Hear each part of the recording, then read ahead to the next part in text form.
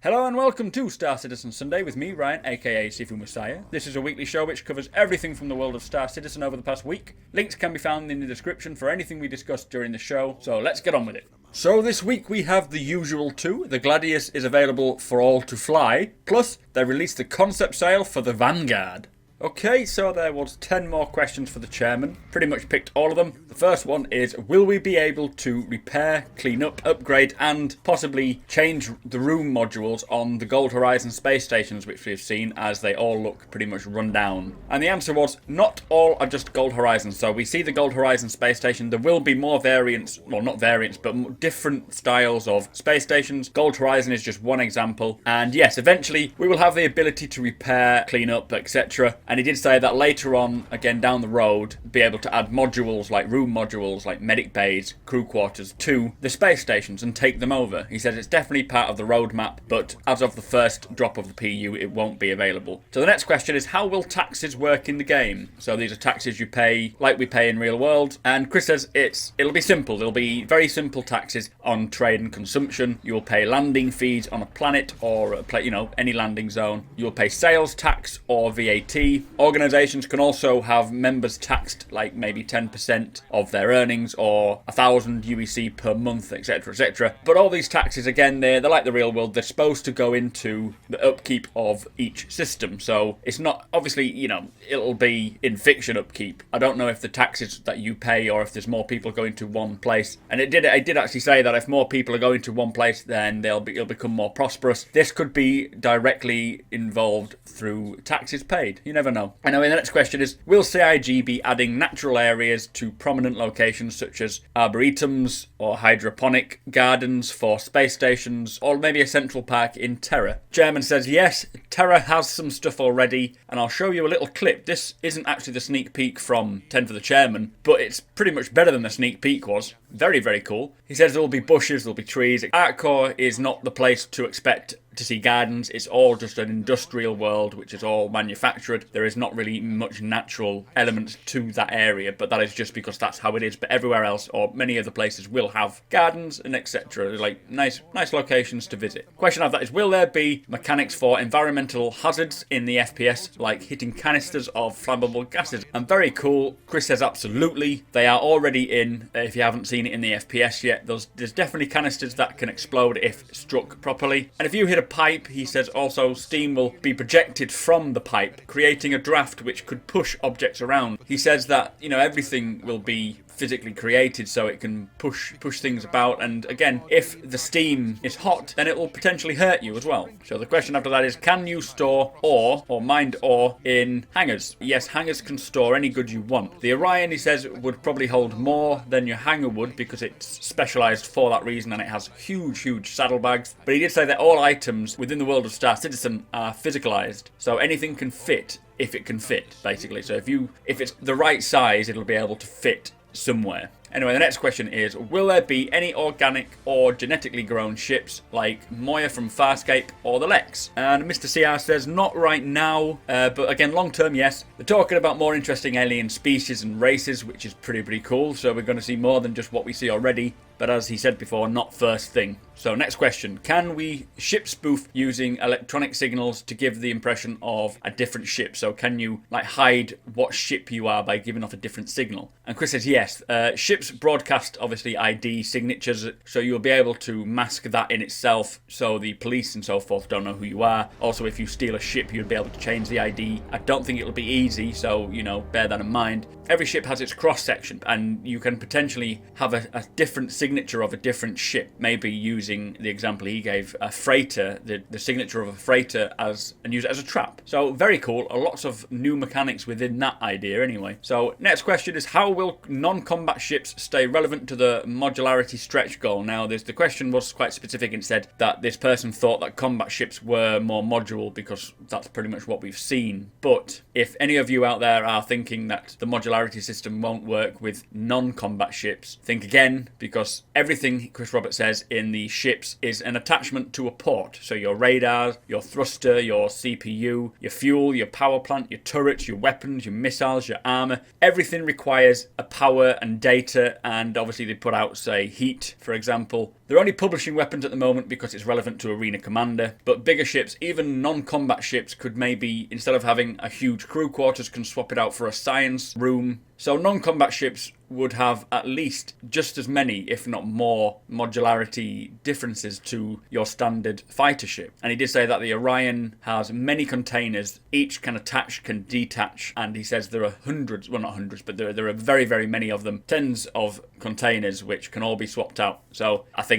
that clears that one up. Next question, can I search other players for weapons before boarding my ship? Now this is a very, very good question, and I have thought about this myself. So if you have someone coming on board, invited on board, not just a boarding, not obviously a boarding party, you can't really stop them and search them, but if you've invited someone on board but you are worried about people wanting to take advantage of your good nature, how can you defend against this? And Chris it sounded like he hadn't really thought about this. He said it's a good idea and he would want that, and he said it shouldn't be too hard to do. They already have scanning and looting to a degree, so they can, you can search people eventually. But yeah, I often thought, if I was flying along in an Orion and someone says, wow, can I check it out or come on board and have a look, for all you know, they could be a pirate trying to play the nice card and get inside. So this way at least you can pat them down, make sure they're not carrying any weapons, and have an armed security walking around the bridge or the ship if you are really wanting to let them on. Anyway, next question. Will it be possible to fly a ship without a hood? Now this is a good question. Obviously if your ship systems go down, you can still fly but you don't have the heads-up display. Would it be possible? And Chris says definitely. Obviously things like helmets, goggles, contact lenses, they all help with your ship's hoods and so forth. So if you have a helmet on, as you see in the majority of ships now, barring say the Aurora, there you have the ability to have the ship's hood displayed on your helmet for ease of use. He says obviously when you sit in a ship, your clothes are classed as item ports, and in a way you, not physically, but you technically plug into that ship and all your items will react to the ship. So if you have a helmet on before you enter the ship, obviously there won't be anything up maybe on your display if you haven't got that module attached to your helmet, but when you sit in your ship it may attach to the ship and display your hood. Another note he said about this is that things like the Gladius or the Hornet may require you to be wearing a pilot setup, clothing setup, in order to fly, but civilian ships won't. So if you own a Gladius or a Hornet, it may be required, like a requirement before you can fly, to own a certain thing for it to work. So interesting. Hopefully it won't put you all off the Gladius and so forth. I think it's pretty cool. Just means you get to own a pilot suit. So after this he went to explain about certain events he's had, and one of the back sort of end events he had, which was more of the behind the scenes of Star Citizen. He said there was something about Google Cloud Platform and he had a little hoodie on with this logo. He says there is cool stuff to make the world bigger and richer than what he even thought it could be. He didn't go into details, but he said it's using cloud. So it sounds like even his potential of what he wanted to see in the game is going to be better than what he ever thought. And he did say that some of the top folks from Google who came down to see them all are actually backers, so they are wanting to help, I expect. But he says only long term we will see stuff never before seen in MMOs, so he said it'll be a great year. Anyway, the sneak peek at the end of his 10 for the Chairman was the Fat Hellcast, or the Dredge, I think it was, the Outlaw Heavy Armour. So that was it for 10 for the Chairman. Tell me all your thoughts on the questions. I want to hear them. So, on to Around the Verse, episode 37 this time. And as always now we are starting with the Empire Report, and here it is. On the next Empire Report, Synth World explosion. Shocking footage captured of a kilometers-long burst of flame erupting from the station, and an insider's report of what's to blame. And a planet mourns as beloved Saisei governor Fiedler Alvaron dies today at 162 years old. But with billions of credits at stake, could there be a sinister side to the statesman's death? Plus, the winners of this year's Scientifica Honorarium announced. We discuss the startling new research that may change how you hear sounds in space. All that and more on the next Empire Report at 2200 SET. So they went on to talk about the synth world explosion. Now we know Kronos was started as a synth world back in 2872, which was a major project, which was estimated to take decades, even centuries to complete. Terraforming this, I suppose terraforming, it's creating this world. But by 2920, sort of 50 years into the project, it was too much cost for the UEE and it was abandoned. So could that mean that the Kronos system, one of the planets in the Kronos system, was where this huge explosion happened? happened, and it said there's footage of a kilometre-long burst of flames. So very cool. The next one was the Saisei government official dies, and they're thinking there may be something more behind the scenes of this rather than it being a natural death. And also the final one was winners of the Scientifica Honorarium. Now we don't know what that is, and I expect these sort of posts that these reports they bring up, they will release in-fiction posts for the RSA website, which we can see. Very cool. I really love all this in-fiction stuff. It really creates this world and gives us a reason to believe in it. Not that we need that reason. Anyway, over to Sandy and Ben, and they started off by chatting about 1.1, which is obviously released. There is the new 1.1 manual, and the Retaliator has its brochure available. They also had to increase the server count, as when they launched it, they couldn't understand why it wasn't working, and it's because there was too many people playing. Too many people wanted to get on compared to the servers they had available, which they said is very, very impressive, and it is. So they booted up some more servers, and they say they're already working on 1.1.0A, which is the name that Ben gave it. I don't know if that's the genuine one, but it's the next patch after 1.1. So after that, they mentioned they have Instagram, which is at RobertSpaceInd, I-N-D, same as their Twitter, which you can see pictures and so forth. I'll check it out. I haven't looked at it yet, though. So news from around the verse, starting with Santa and Monica, and they say that they are aware of the Aurora mount discrepancies. Something went wrong with the patch, and the Aurora, the mounts wasn't working properly, so they are looking into sorting that out. They are working on a few ships in concept, and one that Robert will be very happy about is the Endeavour, which is the medical ship. The other is the Crucible, which is nicknamed the Flying Toolbox, which is a huge engineer's ship where if you have a damaged ship you can dock up next to and they'll repair it, like a drive-by garage basically. And also the Genesis Starliner, which is your passenger transport, the huge ship that takes hundreds of passengers from system to system. All three ships that I am super excited for, so they've entered concept. Hopefully we shall see images soon, because I cannot wait. Anyway, they are working on the Connie and getting it flight ready, which is very impressive. I would believe that we would see it before 2.0, even though it's a 2.0 type of ship, which obviously 2.0 is the multi-crew arena commander. I wouldn't be surprised if we saw it and got to fly it before the multi-crew kicked in. I may be wrong, but you never know, it might just be launched for multi-crew. Who knows? Anyway, they're still redesigning it, but it's not going to be long, so we should see the new redesign Connie. So if you own a Connie and you're wanting to see what they're done with it, fingers crossed it's something good. Anyway, over to Ilphonic. They've been knocking out the bugs on the FPS, and they currently have like a render issue on the Gold Horizon, plus other issues. I didn't want to list them all because I'm sure they're going to fix them all anyway. Anyway, they're working on the breathing system. They're saying they're getting it better. It doesn't feel right just yet, and they're making it so that it's more realistic. So basically, you know, the breathing system is if you're running everywhere, you know, you'll start breathing more. When you start to aim, it'll be very swayed, very, very much like armor. So you've got to be tactical. You can't just be sprinting and hoping for the best. They're working on something in 0G where if you are flying towards an object and you hit it with, say, your shoulder, they want the body to react physically, like realistically, into knocking into an item. They did start with maybe having a ragdoll and animation sort of going back and forth to it, but they've gone for physics animation. I don't really understand what it all means, but if you are flying along and you take a hit on any part of your body, you will react according to that and be flung around until you can recover yourself. So you've got to be very careful, because it could be the difference between getting tagged or not. So over to Austin, Texas. They are working with behavior on Terra and Nyx. Nyx being the mining colony, as we know. It is white box complete, and it has like I said, it has a huge chasm where all the mining had happened, but it's been abandoned. They're working on the interiors, which will feature exposed rock and exposed ice blocks. Terra is huge, they say. It's the human hub, a very high-end place, and they are working on monorail, so it must be big if we're having to take a monorail from place to place. Whether or not we can actually walk to the same destination and take a few minutes to get there, or if we have to take the monorail, I don't know. Anyway, Foundry 42, they are looking at the Argo utility vehicle. Apparently it carries cargo, and it sits under the back of the ship, but unfortunately the main engines are on the landing gear, which raises issues for thruster direction, so they're figuring that out. They're helping Ilphonic to balance weapons for the FPS release. They say all weapons are in and working, so now they're testing them out, making sure that nothing is overpowered and nothing is underpowered. A very big job, because it does mean a big difference between us for us all. They're looking into the looting system, and they want to keep it immersive, so when you're choosing things on a body, they don't want you to just be sort of tunnel vision. They want you to be able to look around and still have proper situational awareness, which is very important, and I'm very glad they're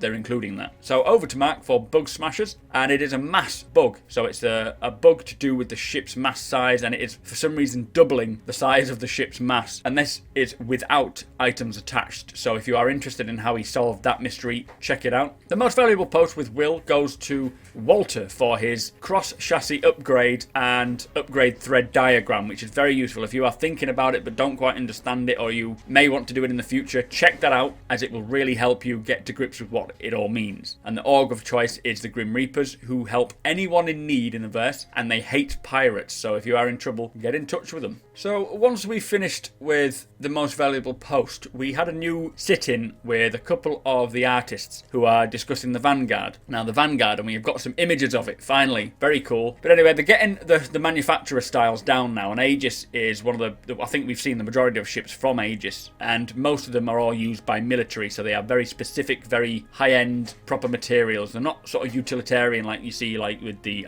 Aurora or so forth. And also, this can be modular.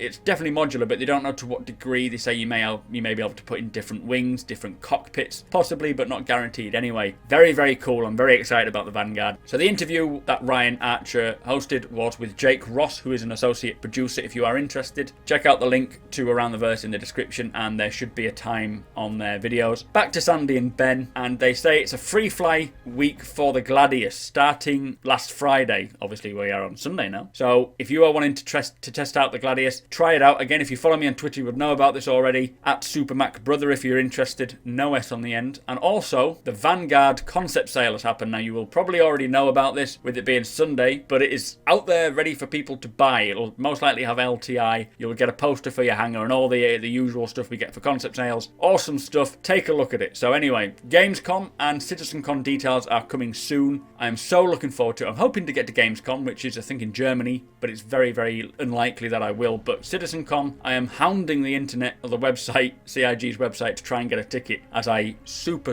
excited. I want to go to that. Should be in October, I think, in Manchester. Anyway, they've got a new website, which is cloudimperiumgames.com. It is more of a corporate website, so check it out. I am still to check it out myself, but I'll probably have a look after I've finished this. Anyway, the sneak peek is Guess the Ship, and to be honest, if you've seen the picture of the Vanguard, it's quite clearly the Vanguard. So there we are. Anyway, that's it for Around the Verse. Tell me your thoughts on everything mentioned. What are you excited for? What are you not excited for? Let's move on. So, as you probably know, the Vanguard was released for concept sale. So I thought I'd tell you a little bit about it, reading from the post that was put up there for everyone to purchase it from. It was about, I think it's $250, but with VAT for the UK, it's about $300. And it's made by Aegis, who, they all seem to be the primary military ship manufacturer. They are the ones that create the sort of the hardcore dogfighting ships. It is known that in the verse they are the military contractors for creating the ships, so it goes hand in hand with the ships they create to be good at fighting and protecting the planets. So it says that it's the latest fighter from Aegis, so I don't know what year it was made, maybe 2945, as that's the year today, and it's known as the Aegis A3G Vanguard, and it's a dedicated deep space fighter. And the little quote that they put is, it's a hard-charging bulldog of a ship which features extensive forward-mounted weaponry designed to tear through the shields and the armour of other spacecrafts. It features 4 high-caliber forward laser cannons and a massive Gatling gun, which is centralised on the nose. It looks ridiculously huge. I wonder if they'll actually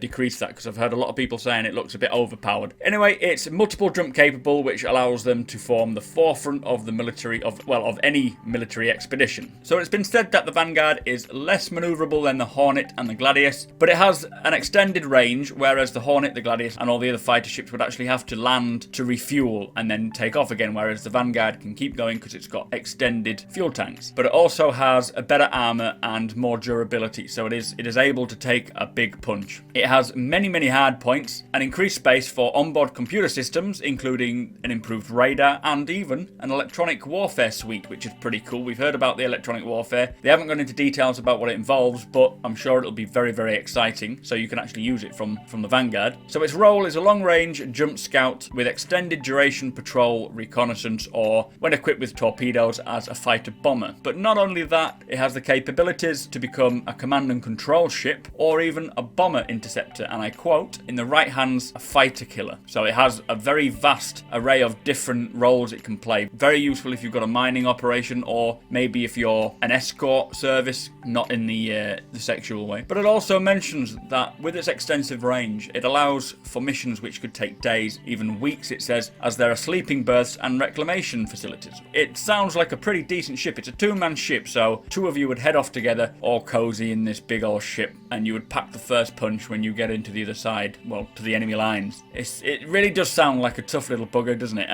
And it says it's made from distinct tungsten alloy, and again I quote, "more than one Vanguard pilot has returned to the base with a little more than a single engine." So even if you've taken lots of heavy hits and you've lost wings, you've lost one engine, you've maybe lost thrusters, as long as you've got that single engine to get back, you will get back. Now it does mention that Aegis Dynamics do not officially make civilian versions of this, but it says part of UEE's Frontier Protection Program, whatever that may be. I suppose it sort of speaks for itself. They have a number of mil-spec versions available to the public, which I suppose is what we are buying today. So the hard points, it has one size 4 APOC Death Ballistic Gatling Gun, which is the one we see on the nose, the very big, massive Gatling gun. It has 4 size 2 Bearing M4A lasers. It has 2 size 2 ballistic repeaters, which is the man turret, and it has 4 size 2 missile hardpoints. But remember, all these stats are subject to change due to sort of balancing it out and, you know, making sure that every ship works well together. But what do you get for your $250, $300? Well, with it being a concept sale, when you buy the ships in concept sale, you get it for a cheaper price, plus you get LTI, lifetime insurance. You also get a pair of decorative items for your hangar, which will be a poster and the little Taketsu model. But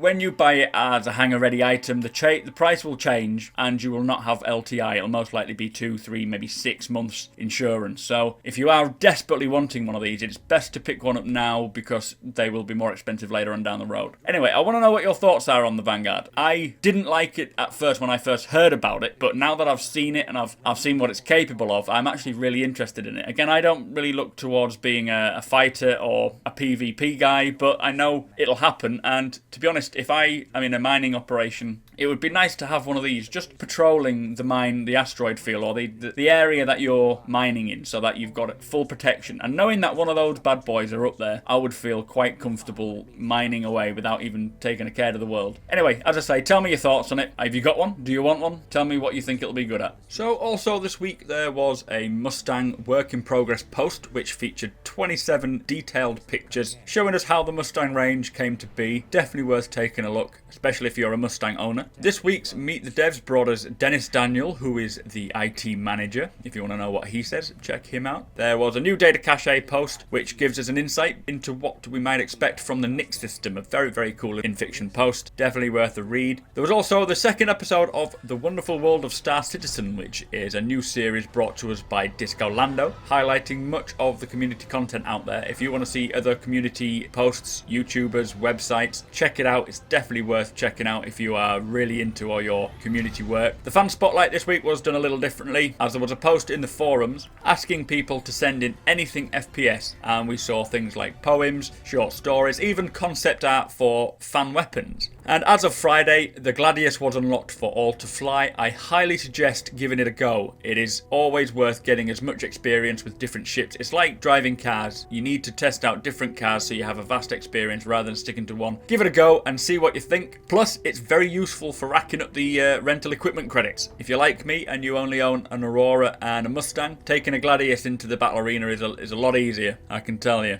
So yet again we have come to the end of the show. I just want to say a big thank you to all our subscribers and a massive thank you to all our patrons. You are truly helping our channel grow. If you are interested or able to help us out in way of a monthly donation from as little as $1 to any amount you deem fit, check out our Patreon page in the description. This really helps our channel to create more videos, better quality videos, and it allows us to get better hardware, better software, plus it allows us to spend more time on creating the videos. Don't forget to subscribe, comment if you have anything to say, show me the love by hitting the like button, and share it with all your friends and enemies. Thank you for watching, and I shall see you in next week's show.